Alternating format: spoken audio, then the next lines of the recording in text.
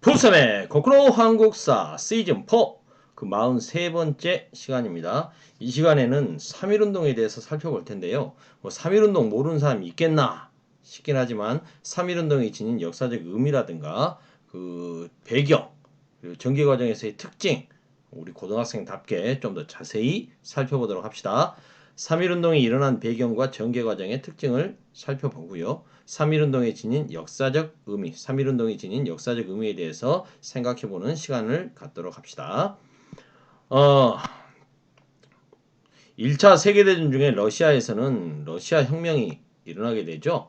러시아 혁명을 주도했던 레닌은 전 세계 피압방 민중의 해방을 돕겠다. 그러니까 제국주의와의 투쟁을 위해서 식민지를 지원하겠다라고 주장하면서 이런 식민 지배를 받는 나라의 독립운동을 지원합니다.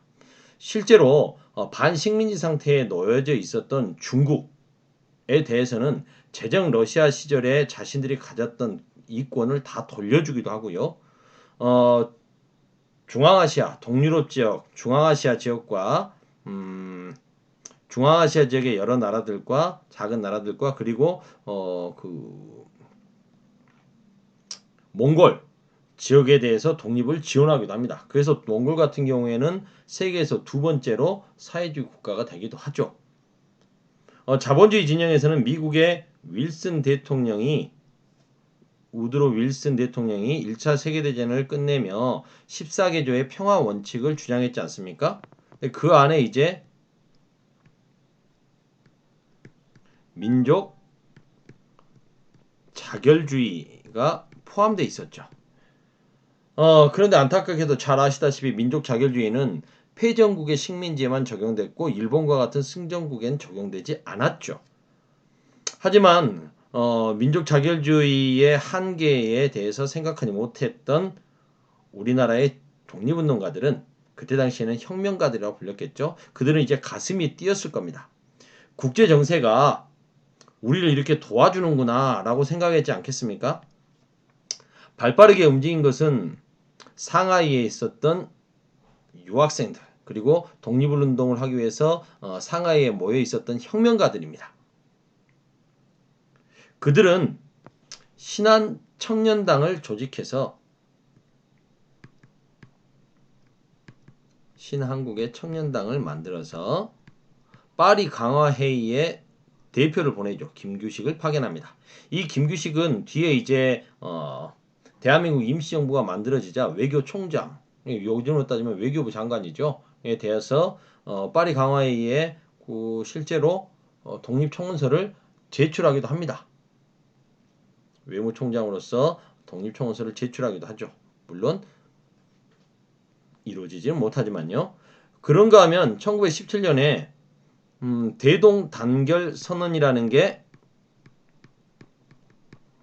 상하이에서 활동하고 있었던 지도자들, 젊은 지도자들 중에서 신채호, 신규식, 박은식, 조소왕 등 14인이 중심이 돼서 대동 단결 선언을 발표합니다. 이건 뭐냐?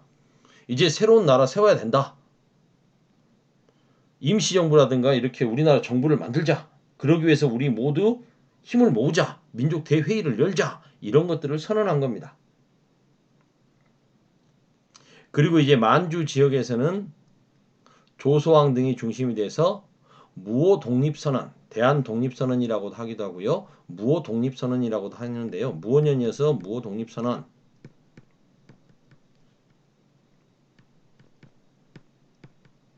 이라고 부르기도 하고 대한 독립선언이라고 부르기도 합니다.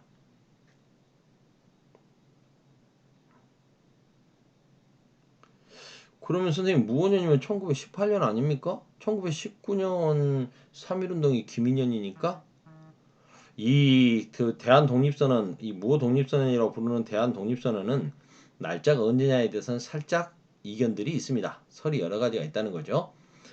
그런가 하면 이제 연해주 지역에서도 민족 지도자들이 연해주 지역이 독립운동이 활발했으니까요. 파리 강화회의에 대표단을 파견하기도 하고요. 도쿄에서는 유학생들이 중심이 돼서 2월 8일 날 28 독립선언을 합니다. 도쿄에 있는 YMCA 건물, 기독교 청년회관 건물에서 독립선언서를 발표하는 거죠. 국내에서는 고종이 독이 든 식혜를 마시고 사망했다라는 독살설이 확산이 되면서 일본에 대한 반일 감정이 확대됩니다. 뭐 그랬을지는 모르겠지만 고종이 오래 살긴 하셨죠. 돌아가실 때가 되지 않았나. 근데 뭐 독살설이 하여튼 굉장히 확대가 됐습니다. 그러면서 이제 종교계 지도자들과 학생 대표들도 우리도 지금 국외에서 저런 분위기가 있으니 대규모 만세운동을 펼쳐서 우리의 독립의사를 알리자. 근데 기왕이면은 고종의 장례식이 치러지고 이제 고종의 인산일로 정해져 있는 날짜에 맞춰서 많은 사람들이 지방에서 서울로 올라올 테니 그 날짜에 맞춰서 만세 시위를 하자 해서 3월 1일로 날짜가 정해지는 거죠. 3월 1일 민족 대표 33인은 탑골 공원에 모여서 만세 시위를 펼치기로 합니다. 그리고 몰래 이제 독립선언서도 인쇄하고 하는 거죠. 그런데 당일이 돼서 이 민족대표 33인은 자신들이 생각했던 것보다 너무 많은 사람들이 이제 몰려 있자 부담감을 느끼게 됩니다. 혹시나 이제 일본이 이를 진압하는 과정에서 많은 사람들이 다칠까봐, 무질서 속에서 다칠까봐 걱정도 됐다라고 하는데 모르겠습니다. 하여튼 장소를 탑골 공원에서 음식점인 태화관으로 옮깁니다. 이 민족대표 33인에는 천도교의 손병이라든가 불교계에서는 한용운, 만해 한용운 선생, 그리고 이제 기독교계에서는 이승훈 선생, 이런 분들이 있죠. 그리고 이제 뭐 최린 같은 사람도 있고요. 나중에 친일로 변절해 버립니다만, 좀 재밌는 게 뭐 종파들이 좀 많이 참가를 했는데 참여 안 한 종파가 천주교. 천주교는 친일이죠. 그 다음에 재밌는 게 유교. 유학자들이 빠져 있죠. 그들은 따로 상소문을 써서 파리에 독립청원서를 보내는 활동을 합니다. 그 활동에 앞장섰던 분이 심산 김창숙, 성주지역 안동지역 분들입니다. 대구 경북 분들이 주로 그런 활동들에 적극적으로 나섭니다. 유림들이. 양반의 고장이잖아요.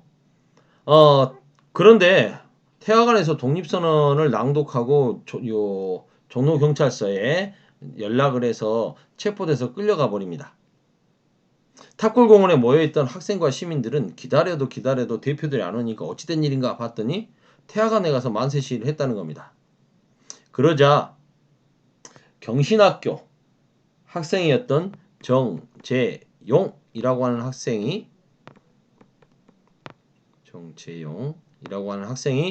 품고 있었던 독립선언서를 꺼내서 낭독을 해버리죠. 그러면서 이제 만세 시위가 도심으로 확대돼 가는 겁니다. 그리고 이제 고종의 인산일을 맞아서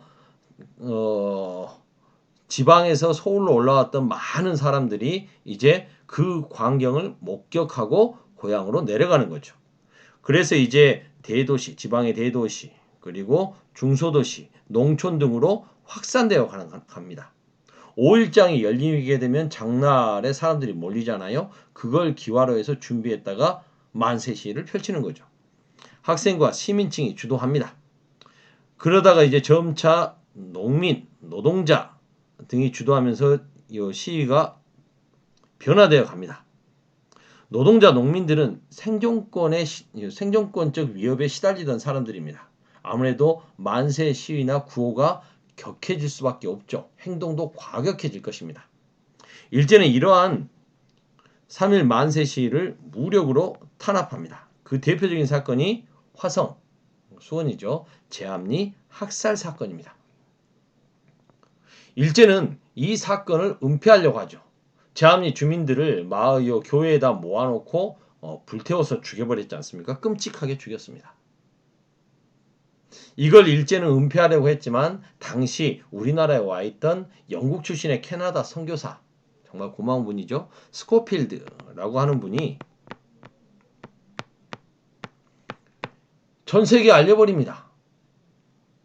그래서 일제는 이제 이 학살을 주동했던 지휘관을 차마 처분 안 할 수가 없어서 30일간 근신 처분하는 등 아주 솜방망이 처벌만 하고 끝내버리죠.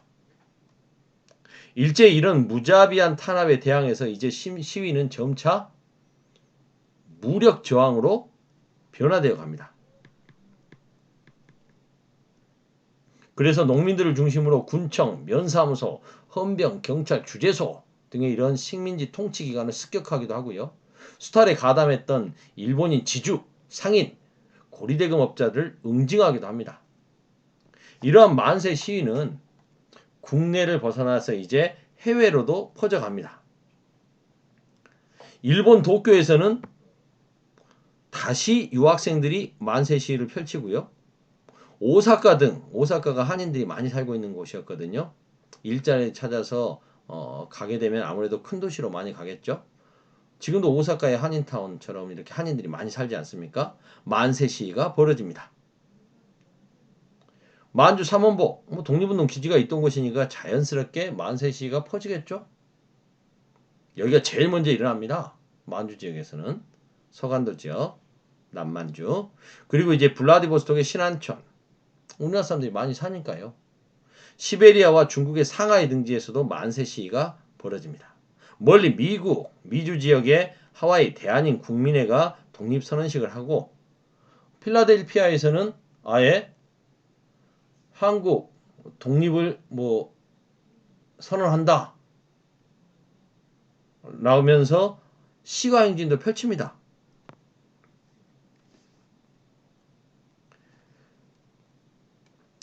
이렇듯 3.1운동은 거국적인 민족운동으로 일제강점기 최대 규모의 민족운동이었습니다. 그리고 이제 독립운동의 방향을 분명히 제시하죠. 어떤 독립운동 방향을 제시할까요? 우리 민족은 마음이 모아졌다. 독립하는데 마음이 모아졌다. 그러려면 이걸 구체적으로 준비해라. 라는 거 아니겠습니까? 독립으로서의 방향성이 제시됐으면 이제 그걸 가지고 독립운동을 이끌 단체를 만들어야겠죠. 그래서 만들어진 게 대한민국 임시정부입니다. 임시정부 만들자. 이게 되는 거죠. 대한민국 임시정부는 뒤에 이제 또 나오겠습니다만 그 연해주 지역에 노령정부라고 불렸죠.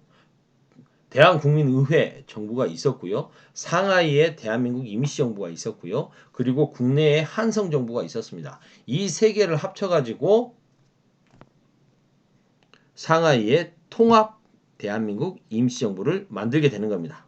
일본은 놀랬습니다.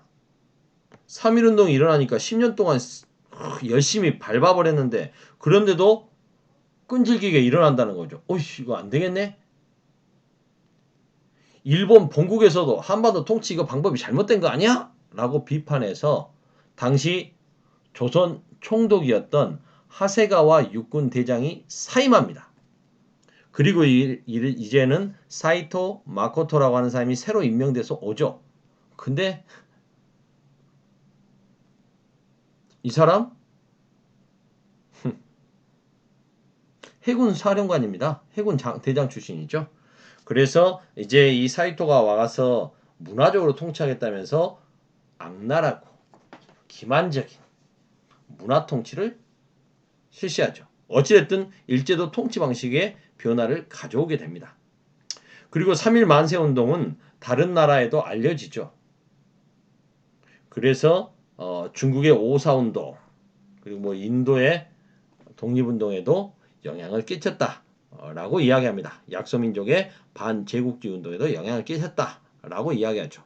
우리는 그렇게 이야기하는데 중국이나 인도에서 그렇게 이야기하는지는 모르겠습니다. 특히 중국에서는 그렇게 이야기할 것 같지 않아요. 오사운동은 오사운동 나름대로의 그 배경이 있기 때문에 하지만 인도의 독립운동가 네이루 같은 경우에는 3.1운동에 대해서 굉장히 큰 감명을 받았다. 라고 하죠. 그래서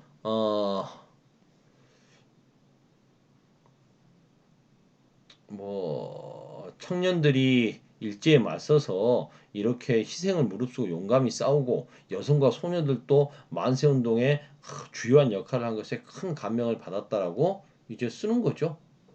사실 그러했으니까요. 벌써 15분이네요. 오늘은 여기까지 해보겠습니다. 43강 끝.